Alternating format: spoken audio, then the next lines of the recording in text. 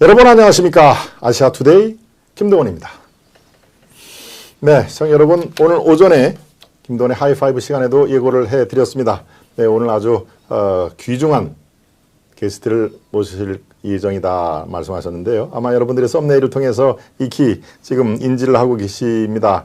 예, 태영호. 예, 뒤에 수식어는 필요 없죠. 여러분들이 세 글자로 많은 것을 함축한 대한민국 정치계의 아주 소중한 자산입니다. 예, 태영호 의원을 모셨습니다. 어서 오십시오. 네, 반갑습니다. 예, 예, 현재 강남갑의 현역 의원이시죠? 예. 네, 강남갑의 현역 의원이신데 여러분들이 태영호 의원 하면은 떠오르는 게 역시 예, 런던에 있는 주용 공사, 네, 이런 북한 고위 외교관 출신의 예, 탈북 정치인 이런 것들이 생각이 드실 겁니다. 예, 정말 매우 아주 독특하고 소중한 그런 이력을 갖고 있는데요. 그래서 제가 대한민국의 소중한 예, 정치계의 자산이다라는 말씀을 해드렸습니다. 오늘은 인간 태영호, 정치인 태영호가 어떤 분인지 어떤 내공을 갖고 있는지를 우리가 소상히 살펴보는 그런 시간 됐으면 좋겠습니다. 네, 먼저 아시아투데이 예, 시청자 여러분께 인사 말씀을 한번 해 주시길 바랍니다. 오늘 처음 아시아투데이를 방문하셨기 때문에 우리 시청자 여러분들께 우리 태 의원으로부터의 인사 말씀을 한번 청해 듣도록 하겠습니다. 예, 아시아투데이 시청자 여러분 정말 반갑습니다. 오늘 여러분들과의 이렇게 진솔한 대화를 통해서 지금 현 대한민국의 안보 실상과 여러분들이 잘 들으시고 앞으로 저를 많이 도와주시기를 기대합니다. 네. 예, 짧고도 아주 굵은 예, 그런 메시지로 예, 태영호 의원이 우리 아시아투데이 시청자 여러분께 인사를 드렸습니다. 예, 그럼 바로 들어가겠습니다. 예, 현역 국회의원 그리고 강남갑이라는 상징적인 의미의 현역 의원도 굉장히 산적한 현안에 있을 법한데 배경과 계기를 한번 정해 듣도록 하겠습니다. 말씀해 주시죠. 예, 제가 2020년 4월 달에 네. 국회의원으로 출마해서 국회에 들어갔는데요. 그렇죠. 예, 지난 3년 동안 문재인 정부와 또 지금 국회 안에서 일어난 일들을 보면 네. 상상을 초월하는 일들이 일어났습니다. 아하, 그렇군요. 네. 지난 총선에서 저희 당의 짐으로써 민주당이 그때 당시 170석이라는 그런 다수 의석을 가졌는데 네. 전 뭐 그때 당시 대한민국의 정치 상황을 잘 모르니 그렇겠죠. 뭐 네.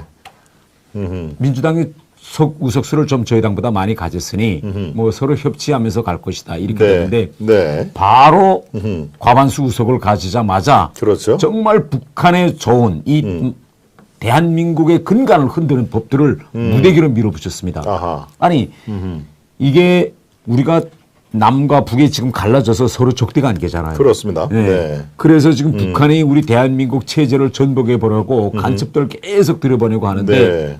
이 국정원의 대공수사권 이걸 없애버리기 위해서 그렇죠. 결국은 국정원 대공수사권을 경찰에 뭐 이관한다. 예. 말은 좋지만 내년 1월부터 그렇게 되는 거죠? 됐죠. 네. 그거 밀어붙이고. 네. 아니 지금 대한민국이 제가 깜짝 놀란 건요. 김여정이가 네. 대북전단 금지법 만들려고 하니 금방 또 밀어붙여서 만들고. 맞습니다. 예. 아니 우리나라가 지금 어떤 나라입니까? 세계 선진국 경제력 10위에 들어가는 나라인데 그렇죠. 그 네. 못 사는 북한에서 대북전단 금지법을 만드니 그렇게 만들어 버리고 제가 또 이제 깜짝 놀란 건 네. 아니 이 대한민국 문재인 대통령을 향해서 진짜 입에 담지 못할 그런 욕을 해도 그렇죠. 한마디 대응도 못하고 맞습니다. 막 오벌벌해서 예. 그래서 야 이거 정말 안 되겠다. 그래서 네. 제가 국회에 들어가서 처음부터 뭐 엄청 이 좌파 정부하고 싸웠는데요. 그래서 네. 겨우 우리가 정말 지난 3월 9일 대선에서 정권을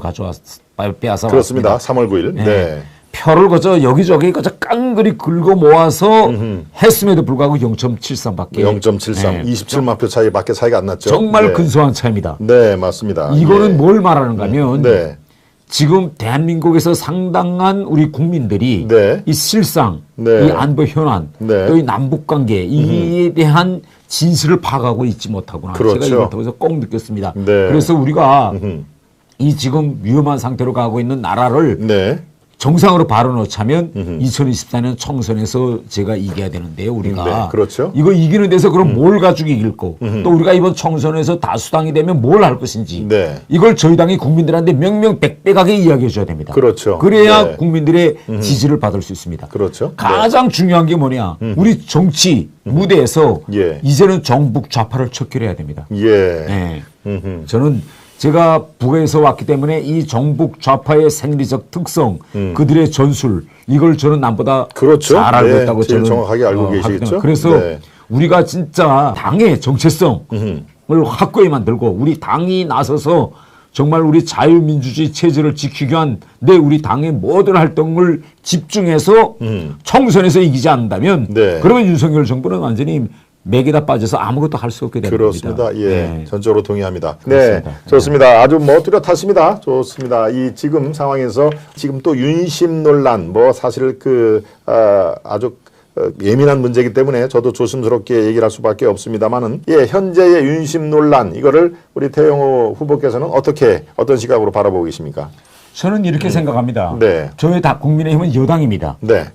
여당의 사명은 정말 힘들게 잡은 이 정권을 정말 성공한 정권으로 만들고 네. 다음번에 가서도 또 보수 정권을 재창출해야 될 이게 사명입니다. 네. 정당이 정권을 지지 못하는데 모든 걸 집중하지 않으면 그건 정당으로 말하면 안 돼요. 그렇죠. 그렇죠. 네. 그래서 대통령과 당이 하나로 합하기 위해서 대통령은 저는 당연히 대통령 자기 의견을 낼 수 있다고 보고 예. 그리고 아니 대통령이 결국은 우리 당이고 우리 당의 제일 큰 어른이 있습니다. 그렇죠. 그렇기 때문에 네. 만약 이게 잘못된 방향으로 간다. 당연히 저는 대통령이 한 말씀 해야 된다. 이렇게 저는 그렇게 네. 믿고 있는 사람. 이렇지 않고 대통령은 가만 뒤에 서 있고 앞에서 이 사람 저 사람 저마다 지할 이야기하고 이렇게 되는 건 저는 아니다. 네. 이렇게 생각하고요. 이제라도 저희 정당이 정말 당원들 보기에도 네. 대통령의 그런 국정 철학을 잘 받들어서 네. 어떤 일을 하겠느냐, 당을 어떻게 바꾸며 이런 정책적 논의에 좀 집중해 봤으면 좋겠습니다. 네. 우리 당은 박근혜 정부를 만들어 놓고 당이 분열돼서 결국은 대통령이 탄핵까지 되는 네. 그런 아픈 역사를 가지고 있습니다. 그렇습니다. 네. 그 시발점이 언제냐? 결국은 2016년 전당대회를 하면서 서청원 이제 후보와 김무성 후보 간에 이제 그렇습니다. 있고 그때도 여기 계셨습니까? 그때는 안 계셨죠. 다 당의 이 예. 역사를 그렇군요. 예. 예, 근데 예. 그게 네. 그 앙금이 거기서 끝난 것이 아니라 예. 결국은 김무성 대표가 당대표 되지 않았습니까? 그렇습니다. 그다음에 네. 그것이 공천파동으로 또 이어져서 맞습니다. 억세가 예. 나래사 이렇게 되면서 그렇습니다. 네, 네. 그러면서 결국은 국민들과 아하. 당원들의 지지를 잃은 거죠. 그렇죠. 예. 네. 그러니까 이 역사를 반복해서는 안 된다. 아하. 저는 이렇게 생각됩니다. 왜냐하면 이번 전당대회를 우리가 앞두고 네. 저희 당은 우리가 그때도 교훈을 찾지 않았습니까? 예. 저희 당은 대통령의 국정을 맡는 당이 돼야 됩니다.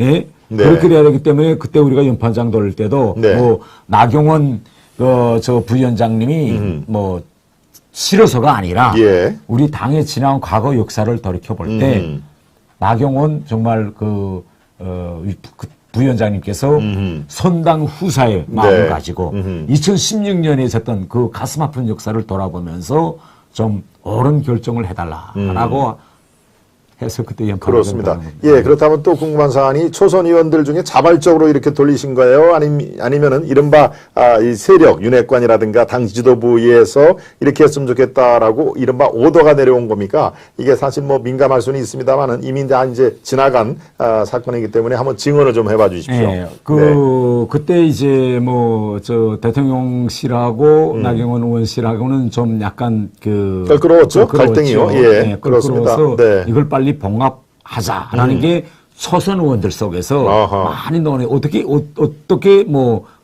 할까 뭐 네. 가령 초선 의원들을 대표해서 몇 명이 나경원 의원한테 갈 것인지 뭐 아니면 네. 우리들의 이러한 정말 애당심을 그렇죠. 보일 것인지 예. 이렇게 논의하다가 그래도 우리들의 애당심을 보일 수 있는 네. 이런 이제 연판장 같은 걸 만들어서 나경원 의원께 전달하면 예. 그러면 나경원 의원님도 아니 이분이 대단히 훌륭하시고 저와도 아주 가까웠던데 예. 아주 옳은 그런 선택을 할 거다 저희들이 믿었죠. 아하, 그렇군요. 그렇다면은 초선 의원들 수십 명의 어떤 자발적인 그런 판단이었다라고 정리를 해도 되겠습니까? 네.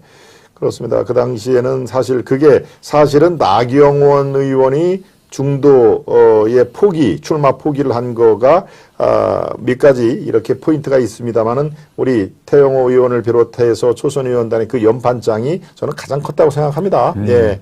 그렇게 한두 명도 아니고 48명의 초선 의원들이 이렇게 집단 성명을 낸 거는 그거에 대해서 거역을 할 수가 없다. 그거를 뛰어넘어서 정치 생명을 이어가기는 매우 힘들다 하는 그런 생각을 당연히 하지 않았겠습니까? 그러니까 상당히 중요한 그 고비였는데요. 네. 저는 2016년 그때 당시 뭐 친박이니 비박이니 뭐 진박 간별사남에 막 이럴 때 그때도 뭐 초선 의원들이 있었다면 그때 초선 의원들이 똘똘 뭉쳐서 이러시면 안 됩니다. 라고 목청을 내고 목소리를 냈더라면 그렇게 대통령 탄핵까지는 갈 정도로 우리 당이 무너지지는 않지 않았을까 이렇게 그렇군요. 생각합니다. 그 이후에 뭐 당이 분열되고 뭐 바른정당이 생기고 정말 얼마나 우리가 혼란을 겪었습니까? 그렇다면 지금까지 뭐 앞으로는 또 여러 가지 변곡점이 있을 테지만 초선 의원단의 연판장 그 안에 48명의 연판장에 이름을 올리신 태영 의원은 그 선택은 지금까지는 옳았다. 예, 저는 옳았다고 생각합니다.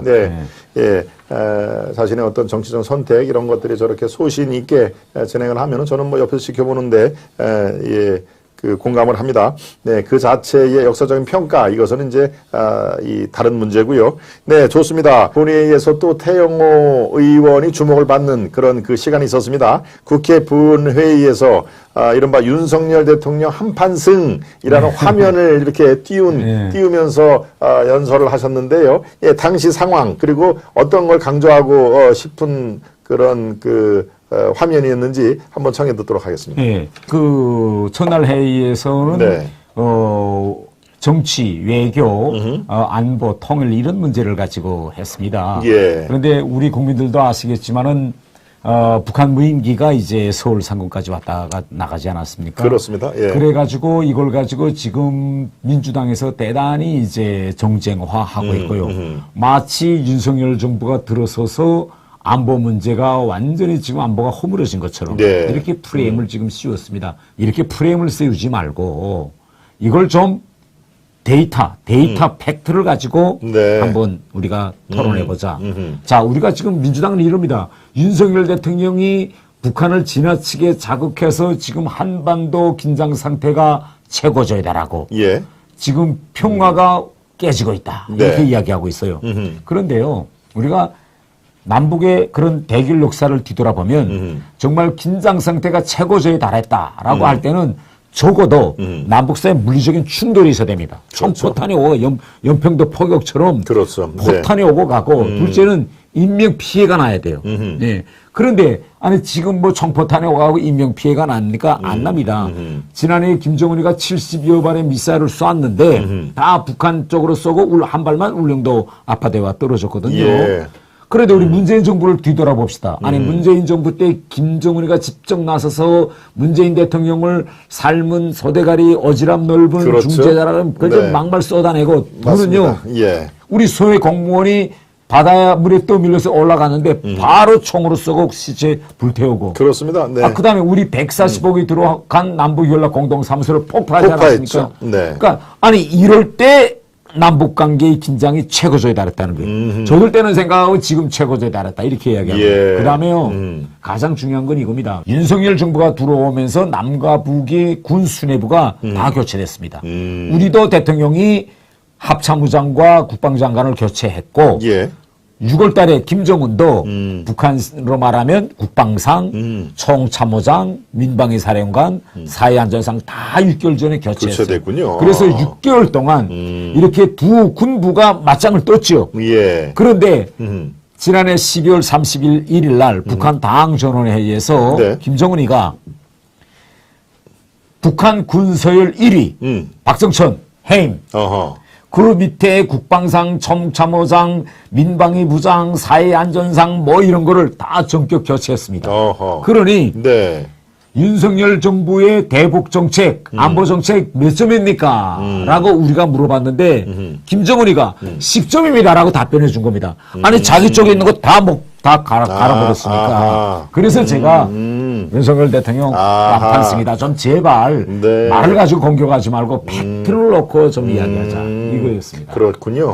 네. 지금 저 화면이네요. 한판승. 예, 윤석열 대통령 한판승 저 화면을 띄우면서 저렇게 지금 그 저간의 상황을 설명을 해 주셨는데요. 예, 반응이 상당히 좋았던 걸로 제가 기억합니다. 네. 제가 장관에게 이렇게 물어봤어요. 장관님. 예, 국방부 장관이죠? 네, 국방부장 이정섭 장관인데 네. 제가 장관님 남북의 분단 70여 년 역사에서 예. 우리 한국 정부와 군이 네. 북한군 수뇌부를 네. 6개월도 안 돼서 다 전격 교체한 전례가 있습니까? 이렇게 제가 물어봤죠. 없거든요. 그렇군요. 장관님 그런 적은 없습니다. 없습니다. 네, 그래서 예. 이번 무인기 사건 놓고 뭐 사건 조사를 해서 문체 간다 뭐 이러지 말고 예. 지금 정말 잘하고 있으니까 기죽지 말고 그대로 지금처럼 북한이 꿈쩍하면 비례 대응 그대로 하세요. 네. 그래서 제가 힘 좀 실어줬죠. 그렇군요. 네. 예, 어제 마치 우리가 지금 앞에 국회 본회의장이 있는 것처럼 아주 생생하게 말씀을 해 주셨습니다. 지금 중간쯤 돼서 우리 태영호 의원님이 지금 아주 많은 또 적재적소에 말씀을 해 주셨는데요. 네, 부인 얘기를 잠깐 해볼까 합니다. 최근에 책을 내셨다고 얘기를 들었는데요. 예, 책이 반응이 상당히 좋은 걸로 제가 알고 있습니다. 네. 어떤 책이고 어떤 의도에서 예, 우리 태영호 의원께서 집필을 안 하고 부인께서 집필을 하신 건지 잔잔한 우리가 아주 신선한 파장을 일고 있는데요. 예, 부인께서 집필하신 책 관련돼서 글쎄요 좀 쑥스러우시겠지만 홍보 겸 예, 한번 설명을 좀 부탁드릴까요? 네. 네. 그 저희 집사람의 책 제목은 런던에서 온 평양 여자. 런던에서 온 평양 여자. 네. 책 전에 좀 그런데요. 예, 좋습니다. 네. 저희 집사람이 그 책을 통해서 이야기하자고 했던 것은 네. 우리가 누리고 있는 이 자유, 이게 얼마나 중요하고 네. 소중한 것인가를 우리 집사람의 일생, 한 생의 그 수기 에세이를 담아서 썼습니다. 네. 그래서 많은 분들이 그 책을 보면 대단히 감동을 받는데요. 네. 왜 감동을 받는가 하면 저희 집사람은 북한에서 금수저보다 더 높은 완전히 다이아몬드였습니다. 다이아몬드 수저였군요. 저 책이군요. 네, 표지입니다. 네. 런던에서는 평양 여자. 네, 좋습니다. 저는 흑수저고 그래서 제가 장가 잘 갔죠. 네, 정말 흑수저십니까? 네, 그렇군요. 예. 그리고 저희 집사람의 그런 가문은요, 다 북한에서 3스타, 4스타 장성들입니다. 그래, 그런 가문에 있는 여자가 한국에 올 수가 없어요. 그렇죠? 그렇죠. 이미 평양에서는 완전 기득권. 네, 완전히 기득권이죠. 그래서 한국에 와서 저희 집사람을 만나는 사람마다 아니 당신은 거기서도 잘 먹고 잘 살고 오히려 거기서 권력을 누리면서 더 잘 살겠는데 그렇겠죠. 아니 여기 오면 뭐 아무것도 아니잖아요. 백수인데 그렇죠. 왜 이런 데를 아는 사람도 없는데 왔느냐 이런 걸 물어봅니다. 그래서 저희 사람이 왜 왔느냐고요? 엄마니까요. 엄마니까 그렇군요.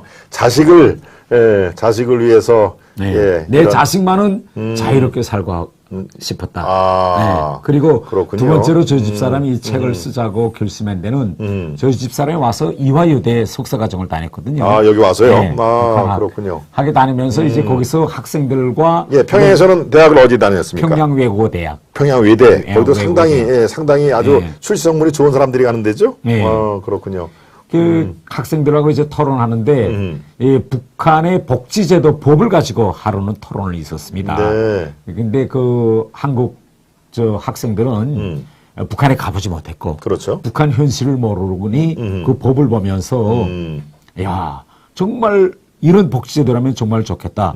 우리가 북한을 나쁘다고만 하지 말고 이런 복지제도 좋은 거 이런 거는 좀 우리가 긍정적으로 평가해 줘야 된다. 이런 말을 한 거예요. 그렇군요. 그러니까 우리 집사람이 그걸 듣고 야 이거 북한학을 전공한다는 사람들도 이렇게 북한을 잘 모르니 그렇군요. 이걸 이런 쪽으로 전개하지 말고 좀 본인의 수기 에세이 형태로 좀 알려서 북한의 그런 호황한 복지제도 이걸 좀 실감 있게 네. 탭으로 사람들이 좀 알게 하자 이런 생각도 했고. 그렇군요. 예, 예, 책 집필한 게 좀 짠합니다. 네, 아이들을 위해서 이 한국으로 기꺼이 그런 불투명한 그런 미래를 각오하고 한국으로 왔고 그래서 한국에서 와서 보니 이거 너무 이 격차가 실제와 이 허상과의 격차가 너무 크더라. 예, 이것을 조금이라도 메꿔보고 싶다 하는 말씀. 예,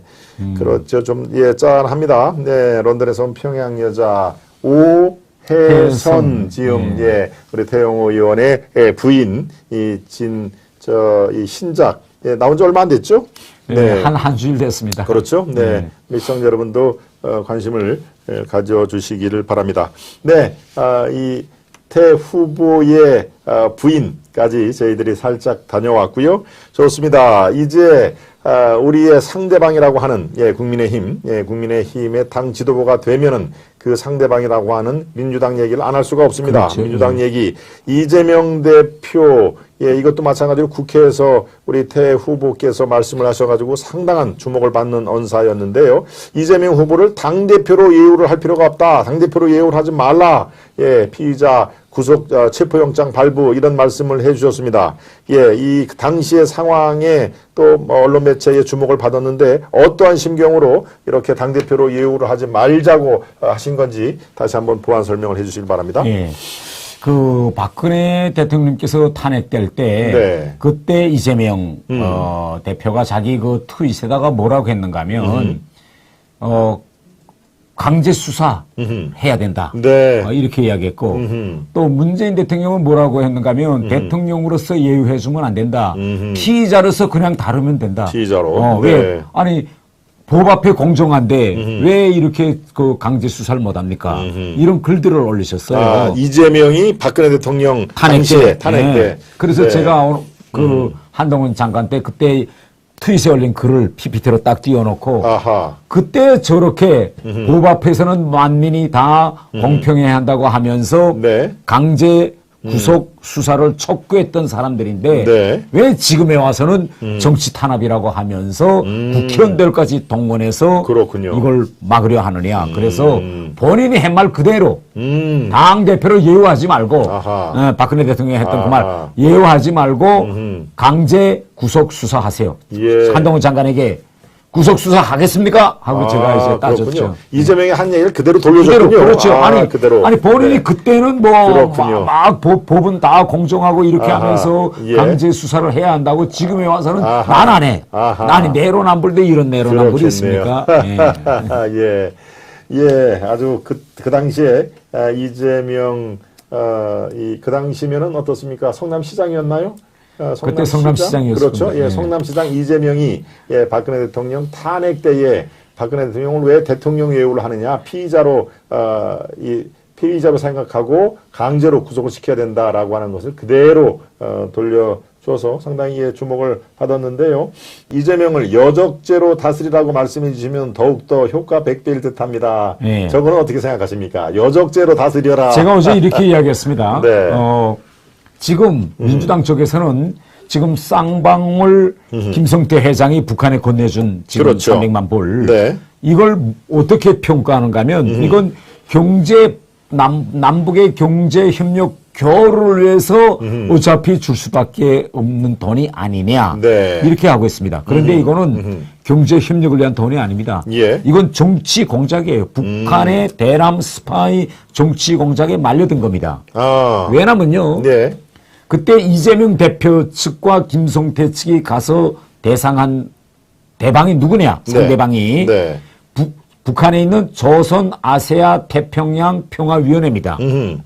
이 위원장이 김영철이에요. 김영철. 그럼 김영철은 누군가? 천안함 폭침의 주범이고 북한군 정찰 청국장입니다. 포스타예요. 김영철은 남북 협력 경제 교류 아무도 관계없어요. 이 사람의 업무는 한국의 스파이를 박아놓고 한국의 정치 상황을 이용해서 대한민국 정부를 전복하는 것이 목적입니다. 그러면 우리가 이걸 좀 알아야 될 것 같아요. 왜 김영철의 조선아태위원회가 김성태 그다음에 이화영, 뭐 정진상 네. 이런 이재명 측근들을 접촉하면서 그들로부터 돈도 받고 이렇게 했을까? 그렇죠. 벌써 그때 2018년 19년에 되면서 이재명은 민주당의 대권 주자로 떠오르고 있었습니다. 그렇습니다. 맞습니다. 경기도지사 할 때부터 대권 주자로 떠올랐죠. 그렇죠. 네. 북한이 바보입니까?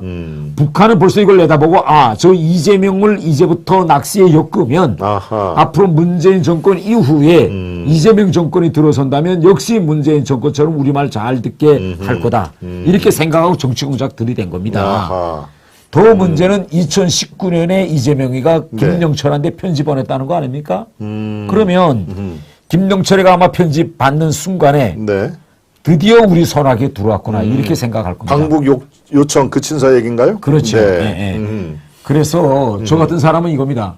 이게 이재명이가 북한을 네. 이용해서 선거 준비의 일환으로 자기가 북한에 들어가서 뭐 김정은도 만나고 뭐 이렇게 해가지고 아주 한국 내에서 인지도를 높여가지고 그렇죠. 대통령에 당선되려고 하고 있고 북한은 이재명의 이러한 정무적인 판단을 역이용해서 이재명을 엮어서 향후 대한민국 정부를 김정은의 손에 꾹 쥐기 위한 예. 이런 저는 정치 공작이었다. 어제 예. 제가 대정부 질의 때 한동훈 장관에게 이렇게 말하면서 예. 이번 검찰 조사에서는 아하. 돈을 얼마 줬느냐 이걸 보지 말고 네. 더 중요한 북한의 정치 공작 네. 이게 어떻게 말려들었느냐 이 부분을 들여다봐야 한다. 왜? 아하. 돈은 우리가 뭐 800만 불 주던 뭐 8천만 원을 주던 돈은 뭐 큰 문제가 아니에요. 그렇죠. 만약 이 집단이 네. 이 집단이 북한의 대남 적화 통일 그 스파이 공작에 말려들었다면 이건 어마어마한 일입니다. 그렇겠죠. 그래서 네. 제가 어제 이렇게 이야기했습니다. 정말 우리가 지난 대선에서 윤석열 정부를 만들지를 못하고 이재명이 대통령 됐다면 큰일 날 그렇습니다. 뻔했습니다. 네. 정말 네. 대한민국 국민 위대한 국민입니다. 그거 네. 지금이야 알지만 그거 다 어떻게 우리 국민들이 그렇죠. 알고 윤석열을 예. 찍었는지. 정말 하늘이 도왔다라고 얘기를 할 수밖에 없을 정도로 아주 근소한 차이로 정권이 교체가 됐는데 만약에 그렇지 않은 경우에 근소한 차이로 정권 교체가 이루어지지 않고 문재인의 시즌2 이재명 정권이 들어섰다라고 하면 정말 상상조차 하기 쉽습니다. 네. 그 얘기를 참 국회에서 사자우를 토하면서 말씀을 해줬는데 상당히 이 정치인 태용호를 다시 보게 되는 그런 그 계기가 되는 걸로 저는 파악이 됐습니다. 그리고 사실은 오늘은 처음 태용호 의원이 이 아시아투데이를 스튜디오에 오셨지만 앞으로는 또 기회가 됐을마다 북한 문제 이런 거에 대해서는 뭐 종북 주사파에 대해서는 누구보다도 더 깊이 천착을 하고 연구를 하신 분이기 때문에 또 뭐 실제로 그쪽에 계셨으니까 얼마나 잘 알고 계셨습니까? 그들의 어떤 이중성 이런 것들을 앞으로 낱낱이 우리 태용호 후보 입을 통해서 우리가 살펴보도록 하겠습니다. 네. 대북송금 지금 이재명 또 쌍방울 얘기를 지금 잠깐 해주셨습니다만은 대북송금 의혹이 지금 최대 이슈로 부상하고 있습니다. 대북송금을 바라보는 누구보다도 태용호 후보께서 글쎄요 마음이 좀 착잡하실 부분도 있고 워낙 잘 아시는 분야이기 때문에 더 지금 나오는 그 일련의 흐름들 이런 것들을 잘 파악하고 있을 텐데 이재명과 쌍방울 대북송금 의혹 이런 것들을 우리 시청자 여러분들을 위해서 조금 더 보완할 부분이 있으면 보완을 좀 해주십시오. 원래 김성태가 네. 자기가 뭐 자기 사비로 500만 불 줬다 그랬다가 지금에 와서는 또 뭐 네. 300만 불을 더 줬다는 자료가 지금 나오고 있고 네. 그다음에 이재명의 방북을 실현하기 위해서 뭐 줬다 이런 네. 말도 나오지 않습니까? 그런데요. 저는 이제 검찰 조사가 진행되겠지만 이게 과연 김성태 개인 주머니에서 나왔을까? 본인은 뭐 자기 개인 주머니에서 그렇죠. 나왔다. 네. 저는 검찰이 무조건 이 돈 출처 이걸 좀 밝혀내야 된다고 생각합니다. 이게 분명 김성태와 이재명 또 그 주변에 그 무엇인가 있을 거예요. 그래서 이 커넥션을 반드시 밝혀내야 된다고 저는 생각하고 그다음에 마치 김성태는 북한에서 그 어떤 사업을 하기 위해서 준 것처럼 되어 있는데 그보다 더 중요한 거는 아까 제가 말한 것처럼 북한의 정치 공작. 가령 이재명의 방북을 실현하기 위해서 뭐 줬다든지 네. 뭐 그다음에 앞으로 대선 때 북한이 이재명을 당선시키기 위해서 어떤 퍼포먼스나 뭘 할지 이런 물밑 거래가 있지 않았는지 이것도 반드시 이번 조사 과정에서 명명백백하게 드러나야 된다고 생각합니다. 그렇군요. 결국에는 이재명이 북한에서 간택을 했다고 보시는군요. 예, 이른바 코가 깼다. 저 사람이 집권을 해야 문재인에 이어서 우리 말을 잘 듣고 우리가 하자는 대로 하겠다라고 해서 북한의 낚시에 결국은 이재명이 걸려들었다라고 그런 시각을 갖고 계시는군요. 네. 여러분들 생각은 어떻습니까? 야, 참 중요한 말씀을 해 주셨습니다.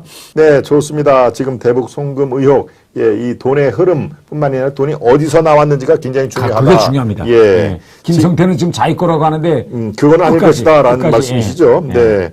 그렇습니다. 그 돈의 뿌리를 찾아가면은 그게 어마어마한 또 게이트의 시발점이 될 수가 있다 하는 말씀을 해 주셨습니다. 예, 이재명 대표 얘기를 지금 하고 있는데요. 예, 이재명 관련돼서 검찰에 출두하면서까지 야당 탄압을 계속 소리 높이고 있습니다. 어제 그저께 토요일 날은 또 남대문 앞에서 거리 투쟁을 한다고 얘기를 하는데요. 예, 이재명은 잡아가도 뭡니까? 민생은 챙겨달라라고 참, 저는 그 얘기 듣고 좀 웃음이 나오는데, 야당 탄압, 검찰공화국을 시종 강조를 했습니다. 우리, 북에서 온 태영호 의원, 태영호 후보는 이재명의 이런 그 행동들을 어떻게 지켜보고 계십니까? 저는 오해가 없습니다. 아니, 야당을 탄압하고, 뭐, 검찰 독재한다고 하는데, 지금 국회에서 다수당이 어느 당입니까? 민주당입니다. 민주당이죠. 169석, 국회에서 법을 밀어붙일 때는요, 저희가 여당이지만 할 게 없습니다. 다수를 밀어붙이기 때문에. 그렇죠. 그래서 실제 입법 독재를 하는 건 민주당인데, 오히려 검찰공화국, 뭐, 야당 탄압이라고 하니 저는 오해가 없고요. 그리고 장외투쟁이라는 거는 국회에서 소수당이 하는 겁니다. 그렇습니다. 국회에서 하다 안 되니 밖에 나가서 국민들로부터 지지를 얻자고 나가는 것이 장외투쟁인데 정확하십니다. 아니 국회에서 다수당이 왜 장외투쟁을 합니까? 저는요 이건 정말 어처구니 없는 이런 좀 제발 퍼포먼스는 저는 하지 말았으면 좋겠고 민주당이 대한민국의 공당입니다. 제1야당입니다. 정말 이재명 한 명을 구원하기 위해서 그 한 명의 비리를 덮기 위해서 국회의원 100명이 저렇게 따라간다는 건 정말 수치스러운 일이고요. 또 어제부터는 또 뭐 이런 보도도 나오고 있습니다. 이재명의 지시에 의해서 법을 또 위반한대요. 뭐 검사를 바꿀 수 있는 기피 신청을 할 수 있는 검수완박 투. 예, 그렇죠. 세상에 아니 세상에 보십시오. 이게 검사와 피의자의 관계에서 당연히 피의자는 불편할 수가 밖에 없어요. 그런데 피의자가 내 검사 싫어. 다른 사람 바꿔줘. 이건 뭡니까? 범죄 왕국으로 가겠다는 거예요. 그렇죠. 야, 나는 이런 법을 만들겠다는 걸 보면서 야 차라리 그런 법 만들지 말고 이재명 살리기 위한 법 이렇게 명백히 하고 국민들 앞에 우리가 199석이기 때문에 이재명 살리겠습니다. 그렇게 국민 여러분 도와주세요. 이렇게 좀 진솔하게 갔으면 좋겠어요. 아이고 정말. 이재명 살리기 위해서 그렇게 검수완박 투라는 꼼수를 부리지 말고 차라리 이재명은 절대 살려야 되니까 이 법 통과시켜달라라고 읍소를 하는 게 낫겠다 하는 얘기를 지금 해주셨습니다. 우리 태영호 의원 모시고 또 이 얘기를 안 짚어볼 수가 없습니다. 한국의 종북주사파, 대한민국의 암적 존재라고 얘기를 우리가 합니다. 민노총 사실은 우리 아시아투데이가 중앙언론사로는 처음으로 일면에 민노총은 해체돼야 된다. 민노총을 해체시켜 대한민국을 5대 강국으로 만들자라고 하는 그런 캠페인을 지금 벌이고 있습니다. 중앙언론사로서는 사실 매우 드문 얘기인데요. 그만큼 한국의 종북주사파 지금 저렇게 아시아투데이 종이신문의 일면에 민노총 해체를 하자라는 게 저렇게 쭉 지금 2달째 캠페인을 지금 벌이고 있습니다만은 한국 종북주사파의 실상 사실은 우리가 알고는 있습니다만은 어느 정도 이게 구체적으로 곳곳에서 이들이 암약하고 있고라는 것은 사실은 저기 좀 있겠지라고 생각을 하는데, 예, 그쪽에서 누구보다도 실상을 잘 알고 있는 예, 태영호 후보께 한국의 종북 주사파 실상에 대해서 예, 보완 설명을 좀 해주시길 바랍니다. 저는요, 종북 주사파의 첫 번째 징표, 우리가 뭘 보고 저게 종북의 주사파네 아니냐라는 걸 볼 수 있는데, 첫 번째는요, 네. 한미동맹 파괴를 공공연하게 외치는 사람은 그건 종북주사파입니다. 아하, 한미동맹. 네. 네. 아니, 우리가 현실적으로 생각해 봅시다. 우리가 지금 자유민주주의 이 시스템 안에서 예. 다들 정말 행복하게 살고 있는데, 예.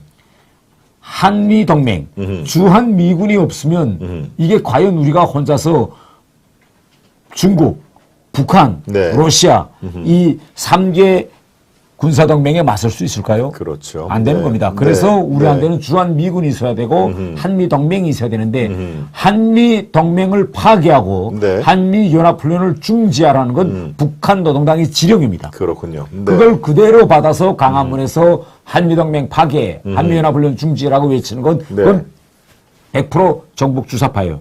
지금요. 네.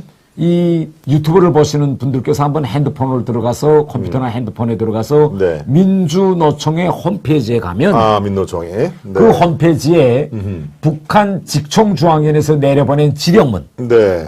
다시 말해서 한미동맹 파괴하고 한미연합훈련 중지 활동을 하라는 네. 그 지령문이 그대로 원문 그대로 올라와 있어요. 이걸 뽀젓이 네. 내걸고 활동하고 있는 거죠. 그렇군요. 네. 제가 안타까운 건 이럽니다. 그렇게 강화문 광장에서 민노총이 한미동맹 파괴, 네. 한미연합훈련 중지 데모를 한다면 지나가던 국민들이 네. 한미동맹이 없으면 너네는 어떻게 살겠느냐 음흠. 이라고 그들에게 질의하고 비판해야 되는데 네. 그렇게 하는 분들이 없어요. 오히려 한미동맹을 파괴해야 하고 네. 한미연합훈련 중단해야 된다는 사람들이 오히려 정의의 편에 있는 것처럼 더 큰 소리쳐요. 그렇군요. 이거 네. 정말 우리 이거 정치 생태를 네. 바꿔야 됩니다. 네. 두 번째는요. 종북주사파. 음흠. 북한 인권. 음. 이걸 반대하는 건 종북주사파입니다. 아, 북한 인권. 네. 지금 보세요. 네.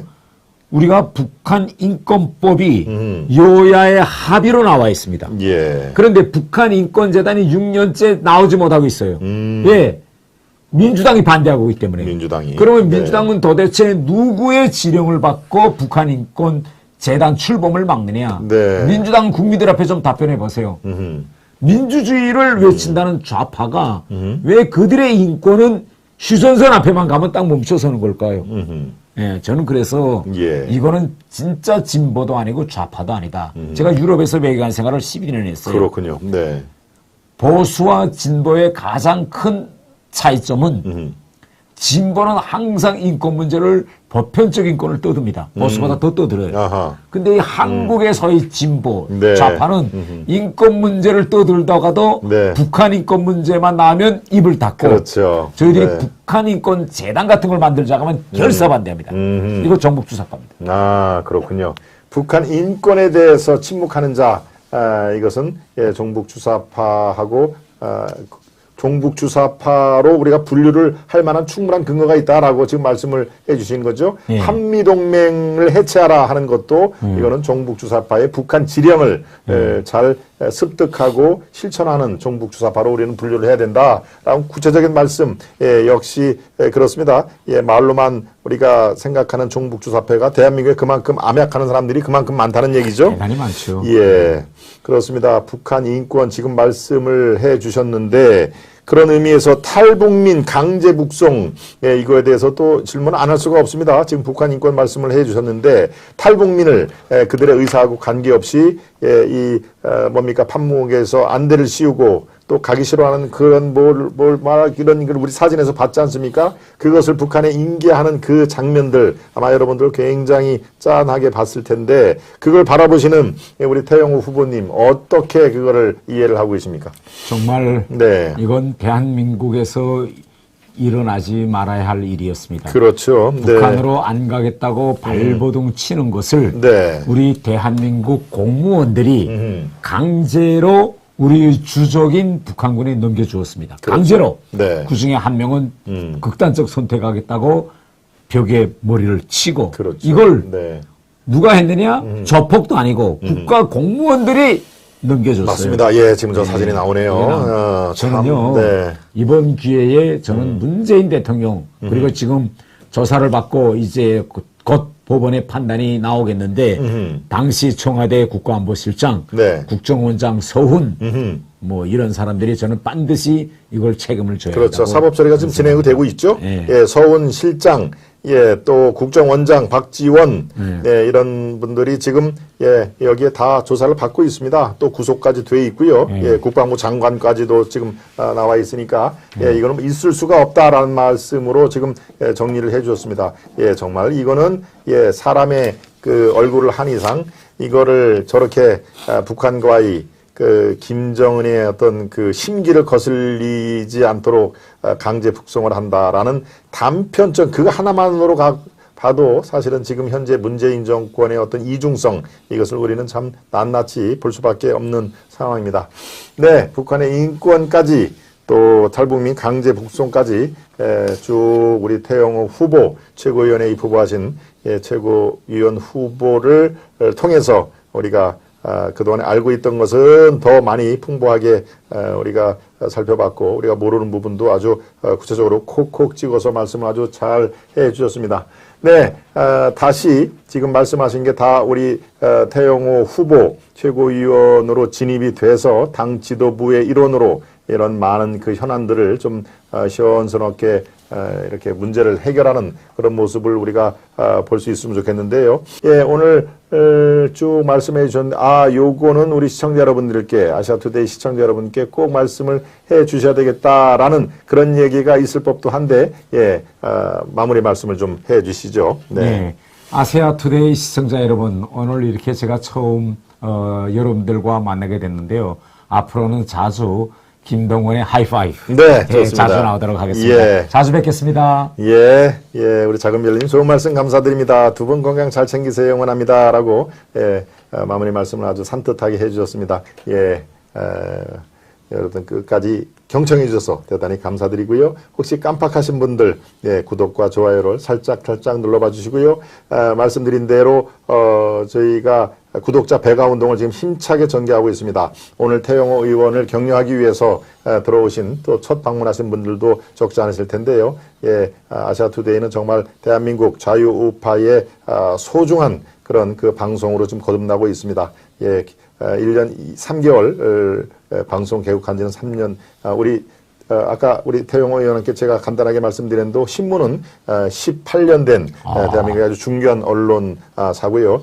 방송은 제가 이쪽으로 동아일보 기자여서 이쪽으로 와서 1년 3개월 전에 제가 개국을 한 그런 그 방송인데 아주 여러분들의 소중한 또 응원들을 많이 해주고 계십니다. 오늘 태 의원을 격려하기 위해서 새롭게 들어오신 분들 앞으로도 저희 왕 애청자가 돼 주실 것을 믿어 의심치 않습니다. 오늘 장시간 태영호 의원님과 이렇게 말씀을 하셨는데 아시아투데이 처음 방문하신 소감이 어떻습니까? 이거 제가 여기에 자주 나와야 되겠다는 생각이 들거든요. 이자번금 댓글들 보니까 엄청 뜨겁고 저에 대해서도 아주 호의적이고 그렇습니다. 긍정적이네요.